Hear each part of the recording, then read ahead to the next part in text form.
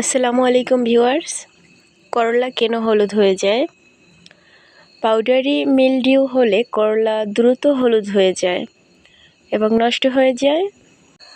গাছে পর্যাপ্ত আলো চলাচলের ব্যবস্থা এবং পর্যাপ্ত রোদ পড়ে এরকম জায়গায় করলা গাছ লাগাবেন। পরাগায়নের জন্য হাত দিয়ে বা প্রাকৃতিক উপায়ে মৌমাছি আকৃষ্ট করে পরাগায়নে সহায়তা করুন। গাছে পর্যাপ্ত পানি ও সার দেওয়া নিশ্চিত করুন। মাটির পুষ্টির অভাব হলে পুষ্টি গুণাগুণ মাটি নিশ্চিত করুন। নাইট্রোজেন, পটাশিয়ামের অভাব হলে করলা গাছ দুর্বল হয়ে পড়ে এবং হলুদ হয়ে যায়।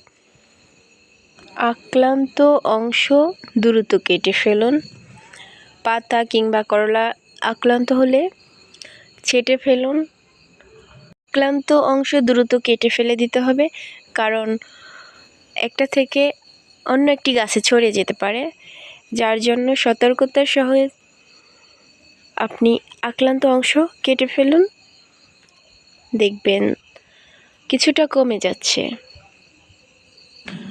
করলার ভালো ফলন পেতে জৈব সার ও প্রাকৃতিক কীটনাশক ব্যবহার করবেন।